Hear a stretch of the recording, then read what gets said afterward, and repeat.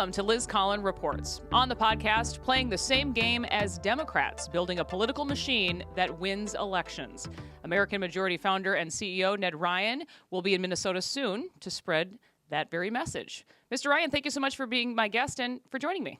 Absolutely. Good to be with you, Liz. You've said before that we are in a new age in American politics. And after the arrest just days ago of former President Donald Trump, I guess that's only been highlighted. It seems to be on a daily basis. Talk about your reaction to that circus playing out in court and what this new chapter you're talking about all means. Well, I think it's very clear from the un-American left how they're going to conduct politics moving forward, and that they're going to use the legal system as a political weapon against their political opponents. It really is late stage republic behavior. I mean, just go back and look at history of the late stage republic, Roman Republic. This is what it devolved into, and if you really study history, it doesn't end well. So actually, I've said this multiple times. I'll say it again.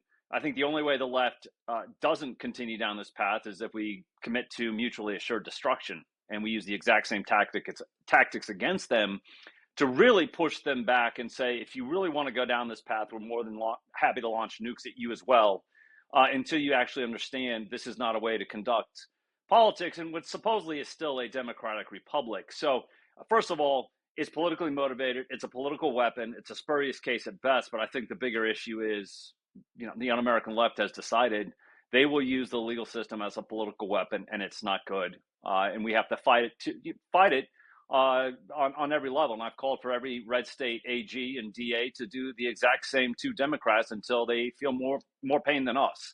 And Liz, I got to be honest, when you're dealing with two sets of political beliefs that are so far apart that have really nothing in common, I think the only way we get back to normal is you've got to beat the un-American left into unconditional surrender. That's the only way we get back to normal.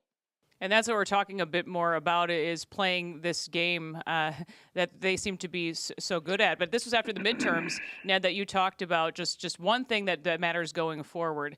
Explain what that is. Well, I think Republicans have gotten too enamored with trying to persuade voters. They're too enamored with their ideas. And Democrats really starting, you saw the beginnings of this in 2018, how they really started to focus more on ballots than votes. And you saw it in California. I remind people that in 2018, all of a sudden Democrats surprisingly picked up, I think it was 5 or 6 Republican House seats in Orange County, LA, which was unthinkable. How did they do that? It turns out they were ballot harvesting. And then in the COVID era in 2020, obviously with help from Mark Zuckerberg and Center for Tech and Civic Life and others, they really put what they had been planning on steroids, in which they went to universal mail-in, massive chasing of ballots, in which they realized if we can do a ballot out, ballot in machine, it really doesn't matter about persuading voters per se. It's about, we think we've got more ballots floating out there in the universe, and we can collect more than Republicans who are still lost in, if we just persuade enough voters, we can actually win. Well, we saw that really play out in 2022, in which we should have had a definitive midterm. We should have picked up, on average, it was 30-some seats. We barely picked up the House. We should have made gains in the Senate. We didn't. We lost seats in the gubernatorial as well. And you really started to unpackage what took place, and you realized a lot of things that Republicans used to do, absentee ballot chase, among other things, outside of Florida, almost was non-existent. And I make the point, if you look at Florida, they put $10 million into a 6-week absentee ballot chase, chasing about 1.1 to 1.3 million Republican ballots. And they think in every county they should get no less than 80% return, sometimes 90. But they commit, and they've been doing this for multiple election cycles. So look what happened in Florida. DeSantis was going to win by double digits anyway against Charlie Crist, but he won by almost 20 points. It was a very definitive win. Now, highlight that compared to Arizona. In Arizona, there were just over 1 million absentee ballots requested by Republicans. Only about 65% were returned because there was not an absentee ballot chase program taking place in Arizona. We lost Kari Lake. We lost the gubernatorial. We lost the attorney general, secretary of state, the U.S. Senate race. If we had actually had 80% return absentee ballots in Arizona, we would have won everything. Kari Lake would be the governor. Blake would be the U.S. senator. We'd have the AG. We'd have the secretary of state. But we failed to do the fundamentals. And so some of the things that I am calling for Republicans to do moving forward is you've got to do an absentee ballot chase program. It will be a significant investment of time. I would say probably $10 million for every battleground state. You're probably going to do voter registration to the tune of $2 to $3 million in an election year to build out the base. And then also on top of that, Liz, I think we need to get to the point of how do we actually secure the consent of the governed. I just had a new piece that came out in American Greatness just yesterday, in which it is incumbent upon the Republican Party to secure the consent of their voters. And how are they to do that? By all means legal. And in many states, it is legal. Early voting, absentee ballot chase, of course, ballot harvesting. In 11 states, you can actually hand off your ballot to a person of your choosing as the voter. We have to play the game by the rules that are laid out, that have been decided, whether we agree with them or not. They're actually legal. And the last thing I'll say on this before I shut up and let you ask another question, how do you think we have the U.S. House in 2022? It's because Republicans in New York and California decided we will play the game by the rules laid out in our state, and they ballot harvested. And if you look at the slim majority in the House, and thank God we have one to stop some of the madness taking place inside the Biden administration, the U.S. House is kind of a bulwark against that. The only reason we have it, I would argue, is because Republicans decided to ballot harvest in those two states to give us the majority. That's what's so interesting here, Ned, too, is that the media really focused on the abortion issue or candidate quality in 2022. There's no talk really about this for the most part. Of course not. No, of course not. I mean, they obviously want to talk about how suburban moms were turned off by Dobbs and all these other things, and candidate quality was an issue. Liz, if you do a ballot-in machine correctly, you could pick a random name in a phone book or Donald Trump, and you could win. And so my argument is, why don't we focus on the fundamentals? Why don't we focus on voter registration as we should? Why don't we focus on absentee ballot chase as we should? But the other thing that I'm doing and we're working on with American Majority is really getting people to understand you might not like the rules of the game. You might resent the rules of the game. You might even think, as I do, questions of fraud and perhaps even, is this really ethical? The fact of the matter is you cannot win the game except for if you play by these rules. And if you win the game by these rules, guess what? You can then change the rules. But you can't do that until you win the game as the rules are currently laid out. And so we as Republicans, I think, really have to shift our thinking on that and look at what does it actually take to win. I don't want to hear people talking about, ooh, we're better than they are. People that say that don't know what time it is.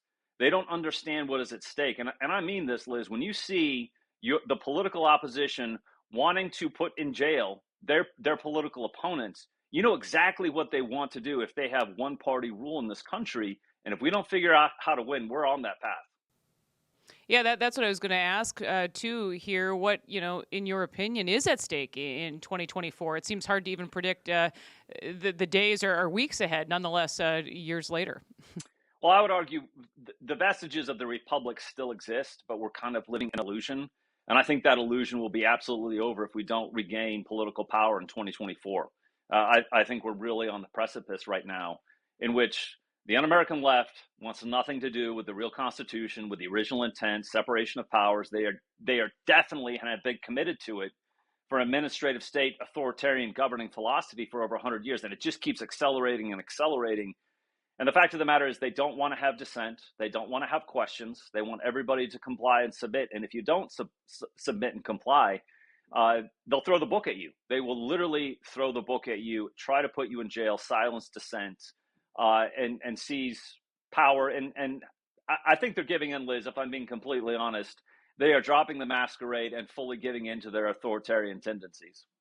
I know your organization has been around since 2008, but before we let you go, just explain the mission behind American Majority. So American Majority has gone out for the last 15 years and identified people running for state and local office, school board, city council, county commission, state house, state senate, to identify good men and women, to encourage them to go into the public arena, to run for public office. And we want to equip people with the fundamentals. I truly believe politics is policy. You have to win politically before you can implement the right policy. So how do you win politically? How do you put together a campaign plan? How do you get out the vote? Fundraising, all of these things. And we also train activists on how to be more effective. And it's great to show up at rallies. We all love a good rally. But the way that you affect real political change in your community is building coalitions, doing get out the vote, doing absentee ballot chase, doing voter registration. So really equipping the grassroots. How can you be more effective with your time to affect real change? So we look at what we're doing as effectively as possible, organizing the grassroots to go into the public arena, to win and cause change. And if we do that in enough communities and enough states, we can cause what I hope will be generational change. Well, we're happy to say you'll be here Tuesday, April 11th at the Hamel VFW in Plymouth. It's sponsored by American Majority. And the Freedom Club. So we very much look forward to your visit soon to Minnesota. There's going to be snow here, so don't be surprised, Ned. Bummer, but no, I'm looking forward to. I'm looking forward to get up there, and I'll be training that night, Tuesday night, on absentee ballot chase. Great. We very much look forward to it. Again, Ned Ryun, thank you so much for your time. Appreciate you being on. Thanks, Liz. And that will do it for this episode of Liz Collin Reports. We'll see you next time.